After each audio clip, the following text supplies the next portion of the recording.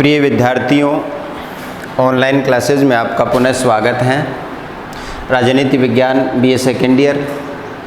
आज हम 1919 के भारत शासन अधिनियम पर चर्चा कर रहे हैं, the government of India act 1919। इस अधिनियम की इससे पूर्व की चर्चा पिछली क्लास में अपन ने की है। आज हम इस चर्चा को आगे बढ़ाते हुए 1919 के अधिनियम की शेष जो प्रमुख विशेषताएं हैं, जिनका जिक्र हम कल नहीं कर पाए थे, उनका जिक्र आज यहाँ पर कर रहे हैं, उनकी चर्चा कर रहे हैं। इसको आगे बढ़ाते हुए इसकी मुख्य विशेषताओं पर चर्चा हम यहाँ पर करेंगे।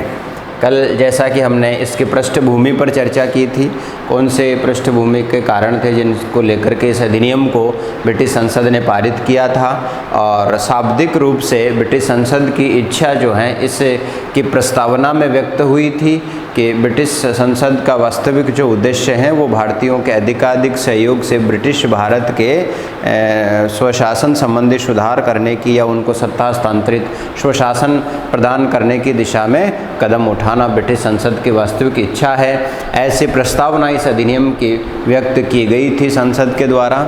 और उसके बाद हमने इसमें कुछ संविधान संबंधी विशेषताओं का भी जिक्र किया था, और इसके बाद में केंद्रीय व्यवस्था के बारे में जो मुख्य प्रावधान इस अधिनियम में रखे गए थे उन पर चर्चा की थी। जैसा कि द्विसदनीय विधायिका की स्थापना केंद्र में की गई थी और अनुत्तरदायी शासन व्यवस्था की स्थापना की गई थी। एक जो है विधान मंडल जो था वो केंद्रीय विधान मंडल कहलाया, जो जनता का निर्वाचित सदन था। दूसरा राज्य परिषद कहलाया, राज्य विधान परिषद, जिसमें ज़्यादातर सदस्य मनोनीत होते थे गवर्नर जनरल इन काउंसिल के द्वारा।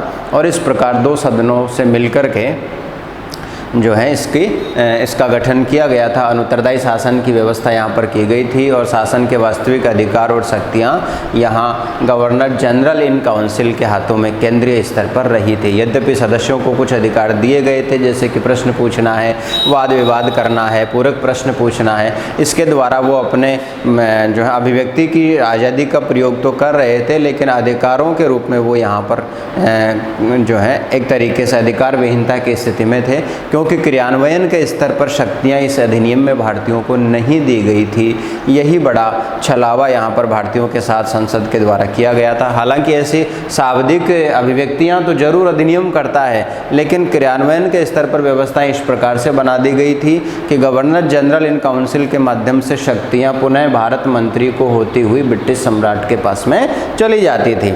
इस प्रकार सत्ता का स्रोत, शक्ति का स्रोत अभी भी उसी रूप में बना हुआ था जैसा कि अधिनियम के पूर्व में था। अब इससे संबंधित जो बाकी मुख्य प्रावधान है उसकी चर्चा हम यहाँ करेंगे आज। पहला जो था वो आज के बिंदु में प्रांतीय शासन संबंधी मुख्य प्रावधान इस अधिनियम में क्या रखे गए थे। प्रांत दो स्तर पर शासन का विभाजन किया गया था, जैसा कि कल भी हमने चर्चा किया था, केंद्रीय स्तर पर और प्रांतीय स्तर पर। तो प्रांतीय स्तर पर शासन के बारे में जो मुख्य प्रावधान रखे गए उन प्रावधानों की विशेषता यही थी कि आंशिक रूप से उत्तरदायी शासन की स्थापना यहाँ पर की गई थी। पूर्ण रूप से उत्तरदायी शासन की स्थापना नहीं की गई थी, बल्कि आंशिक रूप से उत्तरदायी शासन की स्थापना की गई थी। विषयों में जो विभाजन किया गया था वो दो प्रकार से किया गया था, आरक्षित विषय और हस्तांतरित विषय। एक रिजर्व नेचर के विषय रखे गए, दूसरे ट्रांसफर्ड नेचर के विषय रखे गए। आरक्षित विषय गवर्नर जनरल इन काउंसिल के अधिकार क्षेत्र में रखे गए, गवर्नर इन काउंसिल के अधिकार में रखे गए। और गवर्नर इन काउंसिल जो थे ये ऐसे विषय थे जो किसी भी दृष्टिकोण से ब्रिटिश साम्राज्यवाद के विपरीत जो है कार्य नहीं हो, उनको रोका जाए, इसलिए ऐसे विषय यहाँ पर डाले गए थे। ये मुख्य रूप से भू राजस्व संबंधी विषय थे, लगान से संबंधित, भूमि विधियों से संबंधित विषय थे, मुद्रांक एवं पंजीयक से संबंधित विषय थे, और पुलिस प्रशासन से संबंधित विषय थे। तो मुख्य रूप से कानून निर्माण से संबंधित जो मामले थे उन पर अधिकार गवर्नर जनरल का यहाँ पर रखा गया। बजट संबंधी जो मामले थे, वित्त के जो मामले थे, बैंकिंग मुद्रा के मामले थे, मुद्रणालय के मामले थे, ये सारे मामले जो महत्वपूर्ण थे और अगर उनके स्वस्थ प्रयोग होता तो कहीं न कहीं ब्रिटिश साम्राज्यवाद को इससे नुकसान हो सकता था। इसीलिए ऐसे विषयों को जानबूझकर जो है यहाँ के लोकप्रिय मंत्रिमंडलों को नहीं दिया गया, इनको आरक्षित कहा गया। आरक्षित विषय गवर्नर के पास में रखे गए और विधानमंडलों को और यहाँ इनकी कार्यकारिणी को उस पर कोई विशेष अधिकार नहीं रखे गए। दूसरे विषय हस्तांतरित विषय कहे गए, ट्रांसफर्ड नेचर के विषय कहे गए। यह बिल्कुल स्थानीय स्तर के विषय थे और बहुत ही कम महत्व के विषय इनकी तुलना में इनको कहा जा सकता है, जैसे कि शिक्षा, क्योंकि शिक्षा से साम्राज्यवादियों का कोई प्रयोजन नहीं था, इसलिए शिक्षा को प्रांतीय विषय बना के जो है विधान परिषदों को दे दिए गए, प्रांतीय विधान परिषदों को दे दिया गया। सफाई है, चिकित्सा है, शिक्षा है, ऐसे जो कम महत्व के, गौण महत्व के विषय उस समय वो लोग मानते थे, या जिन विषयों में कार्य करने से ब्रिटिश साम्राज्यवाद पर कोई विपरीत प्रभाव नहीं पड़ेगा, ऐसे विषय लोकप्रिय मंत्रिमंडलों को दे दिए गए, विधान परिषदों को उन पर अधिकार दे दिया गया। अब यहाँ पर दोहरी व्यवस्था सामने आ गई, क्योंकि मुख्य विषय तो वित्त के विषय हैं, रेलवे के विषय हैं, या मुद्रांक पंजीयन के विषय हैं, भू राजस्व हैं, भूमि विधियाँ हैं, पुलिस प्रशासन है, जेल प्रशासन है, ये महत्वपूर्ण मामले जो हैं वो इनको दे दिए गए। या जो है अकाल राहत के से संबंध में जो विषय हैं या सरकारी सहायता के संबंध में जो विषय हैं वो सारे के सारे रिजर्व कर लिए गए। लेकिन कम महत्व के विषय इनको देकर के दोहरी जिम्मेदारी लोकप्रिय मंत्रिमंडलों को यहाँ पर दे दी गई। और ये दोहरी जिम्मेदारी इस प्रकार से थी कि इन विषयों पर वो काम तो कर रहे हैं, जैसे शिक्षा है, चिकित्सा है, स्वास्थ्य है, इन विषयों पर प्रांतीय मंत्रिमंडल और उनके कार्यकारिणी कार्य तो कर रही है, निर्णय भी कर रही है, लेकिन अब इनको क्रियान्वित करने के लिए जो है मंत्रिमंडलों को, विधान परिषदों को बजट की आवश्यकता है। और बजट जो है वित्त के मामले गवर्नर के पास में रिजर्व नेचर के हैं, तो इनके द्वारा हस्तांतरित विषयों के तहत परिषदों के द्वारा, उनकी कार्यकारिणी द्वारा अपने कार्यों को पूरा करने के लिए, संपादित करने के लिए जो बजट की मांग की जाती थी, उस बजट की स्वीकृति गवर्नर चाहे तो करें चाहे तो नहीं करें, या जितनी मात्रा में की जाती थी उतना पैसा गवर्नर कभी अलॉट नहीं करते थे। तो इस प्रकार दोहरी जिम्मेदारी यहाँ पर हो गई लोकप्रिय मंत्रिमंडलों की, विधान परिषदों की, क्योंकि उनको जनता के बीच में भी जाना पड़ रहा है और वो जनहित के कार्य करने में सक्षम भी व्यवहारिक रूप से नहीं है, क्योंकि जनहित के कार्य करने के लिए जो पैसा चाहिए, जो बजट चाहिए, वो जो है ये नहीं ला पा रहे हैं। गवर्नर इस पर अपना अधिकार बनाए हुए हैं। इसी प्रणाली को दोहरा शासन भी कहा गया, द्वैध शासन भी कहा गया, द्वैध शासन। और कई जगह 1919 के अधिनियम को द्वैध शासन अधिनियम 1919 भी कहा गया है। अंग्रेजी में डायआर्की इसको कहा गया। डायआर्की अर्थात दोहरा शासन, या दो संप्रभुओं द्वारा, दो शासकों द्वारा जो शासन प्रणाली स्थापित की गई उसको डायआर्की कहा गया। यद्यपि यह आगे चल के अपने वास्तविक स्वरूप में नहीं आ पाया या वास्तविक लक्ष्य प्राप्त नहीं कर पाया, लेकिन इस अधिनियम ने जरूर द्वैध शासन की स्थापना यहाँ पर कर दी थी। और दूसरे इनको जो अधिकार दिए गए विधान परिषदों को, प्रांतीय विधान परिषदों को, तो कुछ अधिकार बढ़ाए गए, जैसे इनको कर लगाने का, कुछ मात्रा में कर लगाने का अधिकार जरूर दिया गया, या ऋण लेने का अधिकार भी इनको दिया गया। यहाँ पर कुछ मात्रा में इनको अधिकार बढ़ाए गए। यहाँ जो विधान परिषदों की जो सदस्य संख्या थी उसमें वृद्धि की गई। प्रांतीय विधान परिषदों में बड़े प्रांतों के लिए अधिकतम 140 और छोटे प्रांतों के लिए 60 अधिकतम सदस्यों की नियुक्ति का निर्वाचन का प्रावधान यहाँ पर किया गया। और इनमें भी प्रावधान ये रखा गया कि इनके 70% सदस्य तो निर्वाचित होंगे और 30% सदस्य मनोनीत होंगे। सामान्यतः इनका विधान परिषदों का, प्रांतीय विधान परिषदों का कार्यकाल 3 वर्षों का निर्धारित किया गया। इसके साथ ही इन परिषदों में, राज्य विधान परिषदों में, प्रांतीय विधान परिषदों में अब भारतीय सदस्यों की संख्या में भी वृद्धि की गई। ये बहुत बड़ा प्रावधान यहाँ पर किया गया, जिसको लेकर के एक सकारात्मक पहलू इस अधिनियम का माना जा सकता है कि भारतीयों को स्वशासन की तरफ प्रेरित किया गया या उनको शासन में भागीदार बनाने का प्रारंभ इस अधिनियम के माध्यम से हुआ।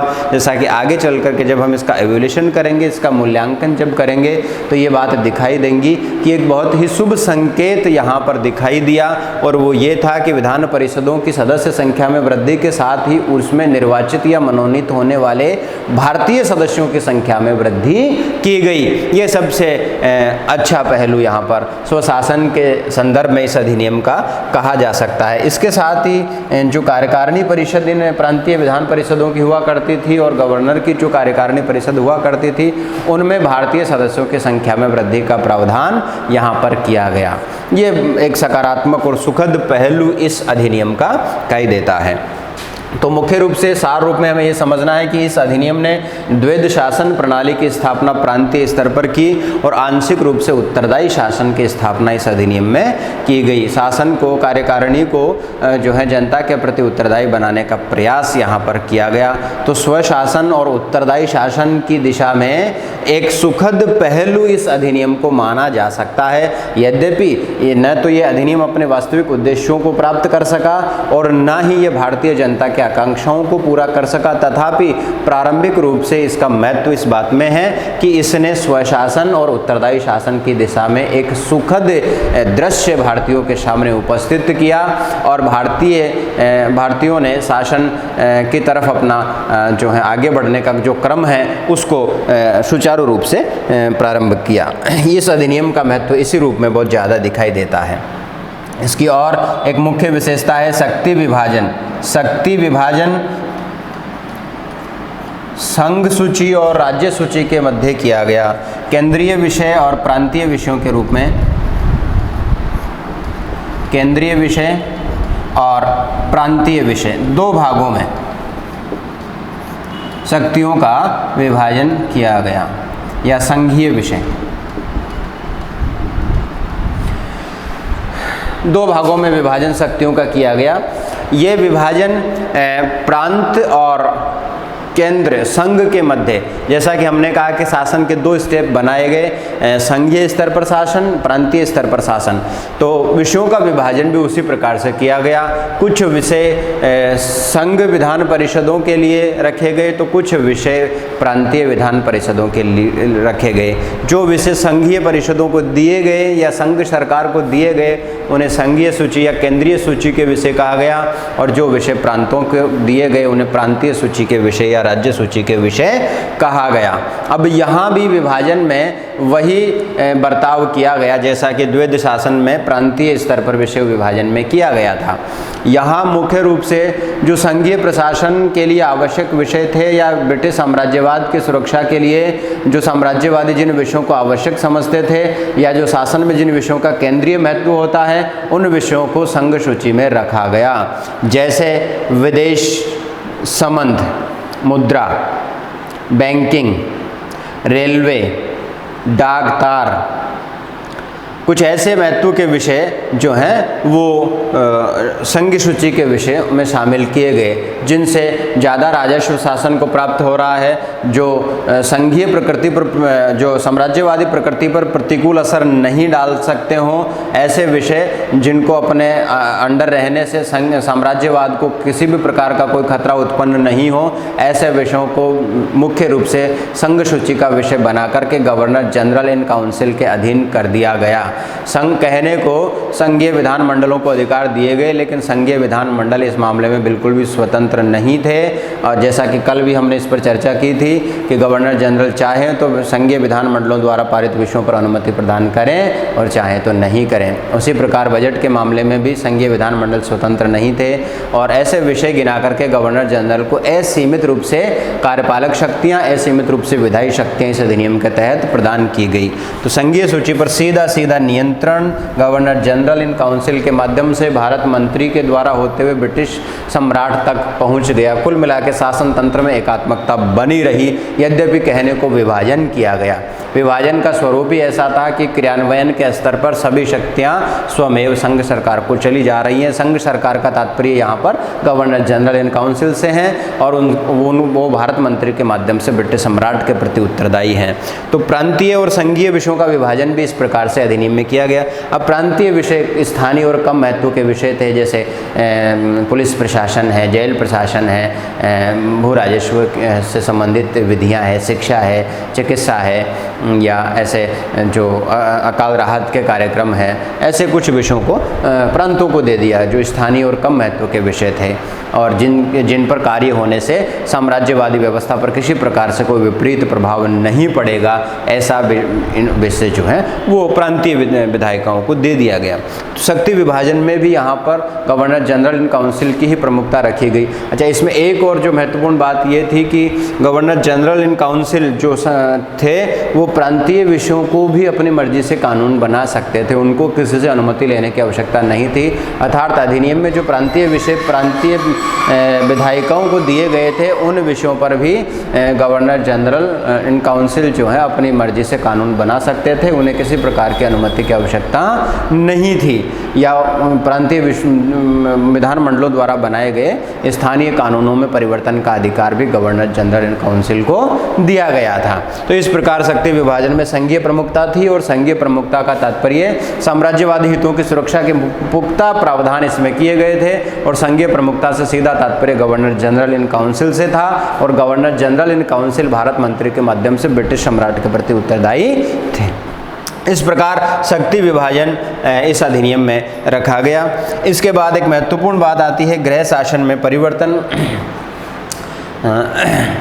होम गवर्नमेंट में परिवर्तन यहाँ पर किया गया। हालांकि प्रैक्टिकली कुछ हुआ नहीं, लेकिन अधिनियम में प्रावधान ये रखा गया कि भारत मंत्री की स्थिति में कोई परिवर्तन उल्लिखित रूप से इस अधिनियम में नहीं किया गया और उसमें यह आशा व्यक्त की गई कि सने सने भारत मंत्री की शक्तियों में कमी की जाएंगी और धीरे धीरे भारत मंत्री की शक्तियाँ कम होकर के शासन जो है प्रांतों को या संघ को हस्तांतरित हो जाएगा। लेकिन शक्ति कम करने का कोई लिखित प्रावधान इस अधिनियम में नहीं किया गया। इतना जरूर किया गया कि एक उच्चायुक्त भारत मंत्री के साथ नियुक्त किए गए और जैसे स्टोर विभाग है या भारतीय विद्यार्थी विभाग है, ये विभाग भारत मंत्री से लेकर के उच्चायुक्त को दे दिए गए। उच्चायुक्त विदेशों में भारत का प्रतिनिधित्व करने लगे। उनका कार्यकाल 6 वर्ष निर्धारित किया गया, जिसको गवर्नर जनरल कम या ज़्यादा कर सकते थे।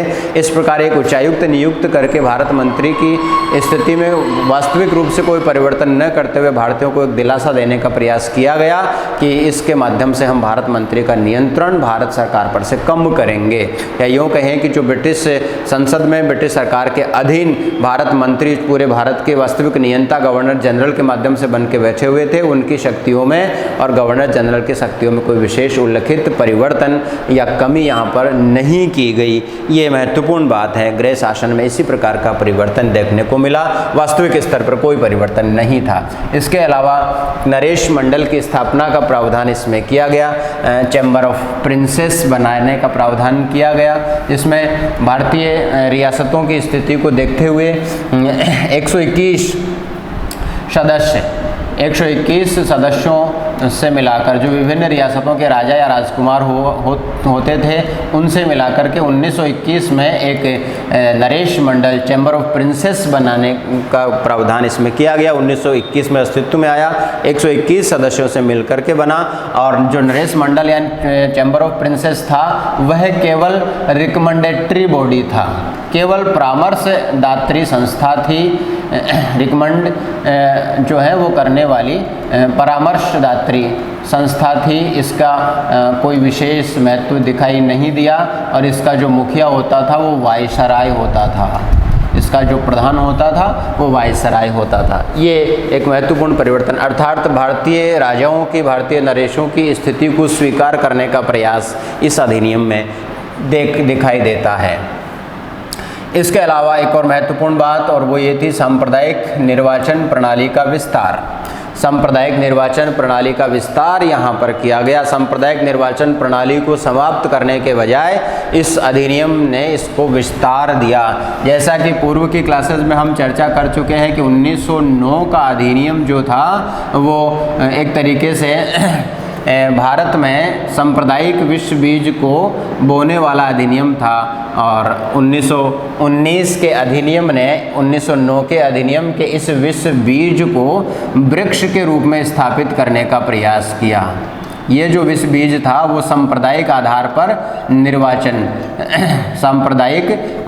निर्वाचन था और इसमें जो है 1909 में मात्र हिंदू और मुसलमानों का विभाजन किया था, यानी कि मुसलमानों के लिए अलग से जो है निर्वाचन की व्यवस्था की थी या पृथक निर्वाचन क्षेत्रों की व्यवस्था इसमें की गई थी। और 1919 के अधिनियम ने इस सांप्रदायिक निर्वाचन प्रणाली को और आगे बढ़ाया और अब न केवल ये भारतीय मुसलमानों के लिए लागू हुआ बल्कि अलग अलग जगहों और प्रांतों में सिखों के लिए इसको लागू किया गया, भारतीय ईसाइयों के लिए इसको लागू किया गया और इसके साथ ही जो है यूरोपियन कम्युनिटी के लिए इसको लागू किया गया या एंग्लो इंडियन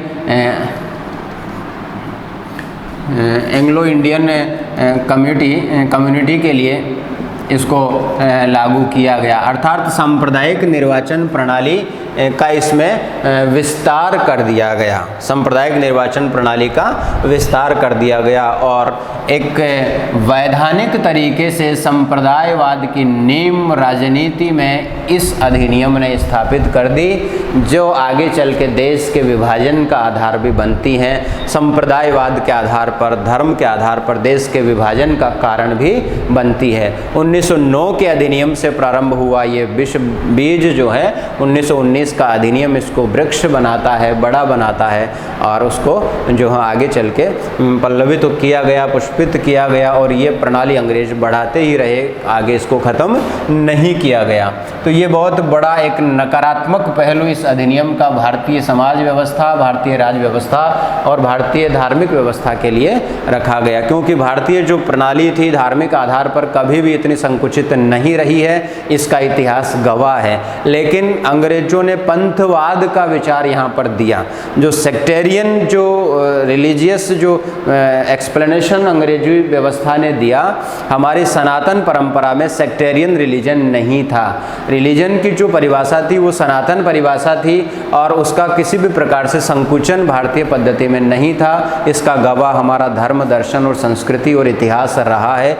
सेक्टेरियन रूप में रिलीजन को एम्बेडेड किया गया ब्रिटिश व्यवस्था के द्वारा और धीरे धीरे फिर इन्होंने जो है सेकुलर का कंसेप्ट भी डालने का प्रयास किया। पहले तो उसको पंथवाद में बांटा, जबकि भारत का सनातन परंपरा पंथवादी नहीं रहा है, ये बात हमें जाननी चाहिए। किसी भी दृष्टिकोण से सनातन परंपरा पंथवाद नहीं है और हिंदू धर्म की पंथवादी व्याख्या सनातन परंपरा में नहीं है। लेकिन अंग्रेजों ने इस सेक्टेरियन रिलीजन का कंसेप्ट भारत में इंट्रोड्यूस किया, एम्बेडेड किया और फिर उसको उसका विस्तार भी इन्होंने आगे दिया और फिर कहीं न कहीं अपने आप को पंथ निरपेक्ष रूप में स्थापित करने का प्रयास किया, जिसका खामियाजा भारत की तत्कालिक पीढ़ी से लेकर के वर्तमान पीढ़ी तक उठा रही हैं। ये बहुत ही महत्वपूर्ण और बहुत ही नकारात्मक बिंदु इस अधिनियम का भारतीय राज्य व्यवस्था, भारतीय धार्मिक व्यवस्था और भारतीय सामाजिक व्यवस्था के दृष्टिकोण से रहा। इसमें एक और महत्वपूर्ण बात, लोक सेवा आयोग की स्थापना का प्रावधान इसमें रखा गया। लोक सेवा आयोग सार्वजनिक सेवाओं के लिए भर्ती, सार्वजनिक सेवाओं के लिए भर्ती परीक्षाओं, सार्वजनिक सेवाओं के लिए भर्ती परीक्षाओं के आयोजन, भर्ती परीक्षाओं के आयोजन और नियुक्ति या उनके साक्षात्कार प्रणाली का आयोजन, उनकी नियुक्ति की रिकमेंडेशन करने के लिए एक परामर्शी संस्था के रूप में इनकी स्थापना का प्रावधान किया गया और इसको भारत मंत्री के अधीनस्थ रखा गया। भारत मंत्री के अधीनस्थ लोक सेवा आयोग को रखा गया। लोक सेवा आयोग के सदस्य और उनके अध्यक्ष के कार्यकाल को सुरक्षित बनाने का प्रावधान भी इस अधिनियम में किया गया। इसके अलावा एक और महत्वपूर्ण बात यहाँ पर इस अधिनियम में दिखाई देती है और वो है विधि आयोग की स्थापना का प्रावधान, लॉ कमीशन के गठन का प्रावधान। इस अधिनियम में कहा गया कि प्रत्येक 10 वर्ष बाद, प्रत्येक 10 वर्ष बाद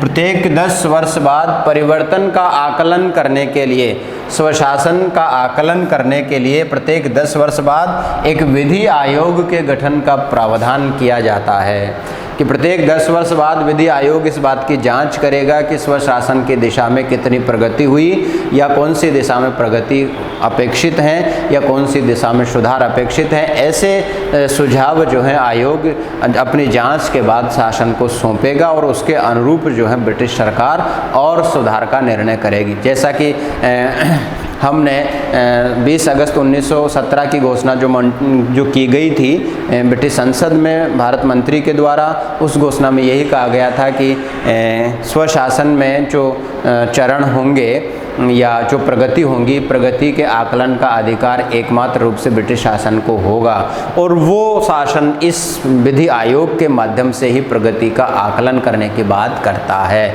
और इसको आगे किस रूप में बढ़ाया जाए ये निर्णय ब्रिटिश शासन केवल और केवल ब्रिटिश शासन करेगा, ब्रिटिश सरकार करेगी। ये प्रावधान इसमें किया गया और जो साइमन आयोग 1927 में गठित किया गया था वो इस प्रावधान के तहत ही किया गया था। इस प्रकार इस अधिनियम की मुख्य जो प्रावधान हैं वो यहाँ पर हैं। अब इसके बाद में थोड़ी चर्चा इसके मूल्यांकन पर भी करते हैं, इसके इवोल्यूशन पर भी करते हैं। इसका मूल्यांकन भारत के संदर्भ में इस अधिनियम की क्या स्थितियाँ हैं या किस रूप में हमें इसको देखना चाहिए, क्या इसकी अच्छाइयाँ रही, क्या इसकी बुराइयाँ रही या क्या प्रगति इसके द्वारा लाई गई। तो इवोल्यूशन में मूल्यांकन में हम दो बातें यहाँ पर देखेंगे, कुछ इसके सकारात्मक परिणाम भी आए, कुछ इसके नकारात्मक परिणाम भी आए। लेकिन देखने वाली बात यह है कि नकारात्मक परिणाम ज़्यादा है, सकारात्मक परिणाम कम है। सबसे बड़ा जो सकारात्मक परिणाम है वो तो ये है कि राजनीतिक चेतना जो भारतीयों में थी, जो सुसुप्त हो गई थी, वो जागृत हुई, भारतीय राजनीतिक रूप से सजग होने लगे। दूसरा ये जो था कि उत्तरदायी शासन या स्वशासन की जो संकल्पना थी, चाहे वो आंशिक स्तर पर ही सही, लेकिन उसका प्रारंभ इसी अधिनियम से हुआ। इसके एक इंट्रोड्यूसर, एक लीगल एस्पेक्ट के रूप में हम इसको कह सकते हैं कि इसका प्रारंभ यहाँ पर हो रहा है। दूसरा, मतदान प्रणाली का विस्तार भी इस अधिनियम में हुआ। यद्यपि इसका आधार सांप्रदायिक रखा गया, लेकिन फिर भी करीब 10% जनता को जो है मतदान का अधिकार इस अधिनियम के माध्यम से मिला। तो एक तरीके से स्वशासन की तरफ बढ़ने का एक चरण यहाँ पर शुरू होता है। तो ये तो इसके कुछ पॉजिटिव एस्पेक्ट हैं और अधिकांश एस्पेक्ट नेगेटिव हैं, जिसमें सबसे पहला चर्चा हम करेंगे सांप्रदायिक निर्वाचन प्रणाली को मजबूती प्रदान की इस अधिनियम ने। जैसा कि इस प्रणाली में हम पढ़ भी चुके हैं कि 1909 के अधिनियम ने केवल मुसलमानों के लिए पृथक निर्वाचन प्रणाली की व्यवस्था की थी, लेकिन इस अधिनियम ने विभिन्न प्रांतों में भारतीय सिखों के लिए, भारतीय ईसाइयों के लिए, यूरोपियन कम्युनिटी के लिए और एंग्लो इंडियन कम्युनिटी के लिए मतदान में जो है निर्वाचन में स्थानों के आरक्षण का प्रावधान किया या उनको कुछ विशेष रियायतें देने का प्रावधान किया। इसके साथ ही साथ न केवल सांप्रदायिक आधार पर बल्कि आर्थिक आधार पर भी इस अधिनियम ने निर्वाचन प्रणाली को दूषित किया। मुख्य रूप से जो ऐसे व्यक्ति जो उस समय भारतीय समाज में डोमिनेंट थे, आर्थिक रूप से सक्षम थे, जमींदार थे, जागीरदार थे, उद्योगपति थे या कहीं न कहीं आर्थिक रूप से समृद्ध लोग थे और वो कहीं न कहीं राष्ट्रीय आंदोलन का जो विरोध कर रहे थे, उन लोगों के अधिकारों को सुरक्षा प्रदान करने के लिए, उन्हें साम्राज्य का संरक्षक मानते हुए उनको जो है उनके प्रति ग्रेटफुल होने के लिए ब्रिटिश साम्राज्यवादियों ने निर्वाचन प्रणाली में आर्थिक आधार भी डाला।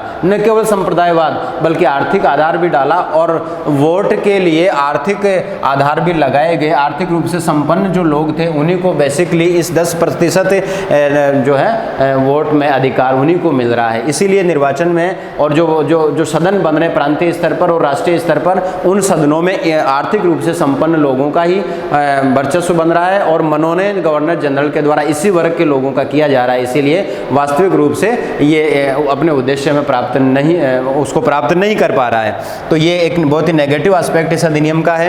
इसके बाद विधान परिषदों के जो सदस्य जो मनोनीत हुए, उनमें गवर्नर जनरल की इच्छा से सदस्य मनोनीत हो रहे थे और विधान परिषदों में इन मनोनीत सदस्यों का ही वर्चस्व था, क्योंकि कहीं न कहीं ये आर्थिक आधार पर संपन्न भारत का जमींदार या जागीरदार वर्ग था या उद्योगपति वर्ग था और अंग्रेज इनको खुश करने के लिए, क्योंकि इन्होंने कई जगहों पर ब्रिटिश साम्राज्यवादियों का साथ दिया और भारत के राष्ट्रीय आंदोलन का विरोध किया, इसीलिए उनके प्रति ग्रेटफुल होने के लिए इन्होंने जो है निर्वाचन के जो प्रावधान थे उनके अलावा जो मनोनयन के प्रावधान थे, जैसा कि हमने पहले भी बात करी थी कि 70 और 30 का रेशो यहाँ पर इनका रखा गया, तो 30% जो मनोनीत सदस्य होते थे केंद्रीय स्तर पर गवर्नर जनरल काउंसिल के द्वारा और राज्य में प्रांतीय स्तर पर गवर्नर के द्वारा, तो वहाँ पर इन्हीं सदस्यों को मनोनीत किया जाता था, जिससे वास्तविक लक्ष्य उद्देश्य में सफल नहीं हुए।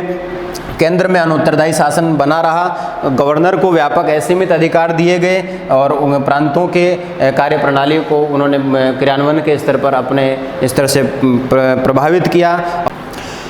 इस प्रकार नकारात्मक रूप से इस अधिनियम में ये प्रावधान रखे गए, विधान परिषदों में मनोनीत सदस्यों के वर्चस्व होने के कारण से वो अपना वास्तविक कार्य नहीं कर पाए। केंद्र में हमेशा से अनुत्तरदायी शासन बना रहा और वो किसी भी दृष्टिकोण से उचित नहीं कहा गया। गवर्नर जनरल को व्यापक और असीमित अधिकार दिए गए। गवर्नर जनरल काउंसिल असीमित रूप से यूँ कहें कि चीफ लेजिस्लेटर बन के बैठे थे, चीफ एग्जीक्यूटिव बन के बैठे थे और उनकी शक्तियों पर किसी प्रकार का कोई प्रतिबंध इस अधिनियम में नहीं था। क्रियान्वयन के स्तर पर विधानमंडलों की शक्तियां भी उन्हीं को जा रही थी और कार्यकारिणियों की शक्तियां भी उन्हीं को जा रही थी। वो चाहे जैसा परिवर्तन उनमें करने में कानूनी रूप से सक्षम थे। ये किसी भी दृष्टिकोण से स्वशासन या उत्तरदायी शासन की संकल्पना के उचित के अनुरूप नहीं कहा जा सकता है। इसी प्रकार गृह शासन की स्थितियों में भी कोई वास्तविक परिवर्तन नहीं आया। भारत मंत्री की स्थिति में भी कोई वास्तविक परिवर्तन नहीं आया इस अधिनियम के माध्यम से। यद्यपि ये कहा गया कि भारत मंत्री का नियंत्रण भारतीय शासन पर स्नेह कम हो जाएगा, लेकिन न तो उसके लिए कोई कानूनी प्रावधान ही किए गए और न ही क्रियान्वयन के स्तर पर संसद के द्वारा या ब्रिटिश सरकार के द्वारा ऐसा कोई कदम उठाया गया जिससे भारत शासन का नियंत्रण भारतीय शासन पर, भारतीय व्यवस्था पर कम हो जाए। अर्थात भारत मंत्री की स्थिति में कोई वास्तविक परिवर्तन यहाँ पर नहीं दिखाई देता है। तो ये इसके बड़े नकारात्मक पहलू भी हैं। इस प्रकार इस अधिनियम के सकारात्मक और नकारात्मक जो पहलू हैं ये जो है यहाँ पर दिखाई देते हैं। इस प्रकार जो आपका 1919 का अधिनियम है वो यहाँ पर कंप्लीट होता है और नेक्स्ट अधिनियम की बात अपन अगली क्लास में